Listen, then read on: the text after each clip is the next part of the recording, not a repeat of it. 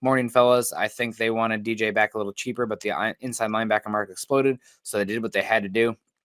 This is my read on it as well, Eric. I'm sure you have a little bit even more insider take on this, but the Broncos had money earmarked for a linebacker, whether it be Zach Bond, Nick Bolton, which we kind of had back and forth on privately, Sherwood as well. And then, I mean, even have Ernest Jones re-signed yesterday, and more than that. So linebacker market went crazy.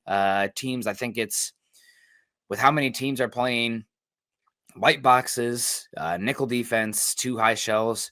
Your value for having a stable linebacking core is really high. The Broncos were the exception, not the rule last season of having, let's just call it what it is, a bad linebacker room and still having good defense.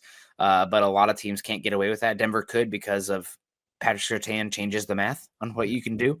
So yeah, the linebacker room exploded, and the money they had earmarked to use for linebacker, well, guess what?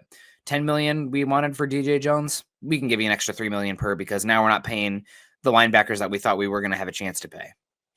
Yeah, I mean, I get it. It's just not a thought process I necessarily agree with. And part of that reason is, and this is absolutely no fault of DJ Jones. I mean, hey, they offered you the contract. Take it and run with it. As you said, billionaires paying millionaires. No hate on the player for taking the deal.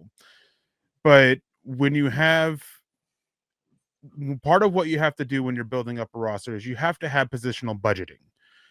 And this goes for, it's not just nose tackle, it's the whole defensive line. It's not just, your middle linebacker, it's all your linebackers, both your safety, like all your safeties, all that. So now you have DJ Jones for at least 2 years. This is a 3-year, $39 million contract, $26 million guaranteed. He is in Denver for 2 years. And you have Zach Allen's extension coming up. That now I don't want to say that puts that at risk. They've probably had that factored into this. But now you may be saying, who I think is a more valuable piece, you may now be saying goodbye to John Franklin Myers because of positional budgeting here.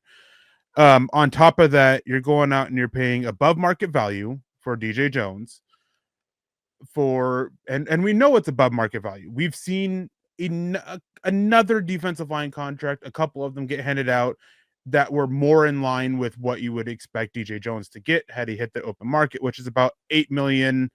About $8 million per year.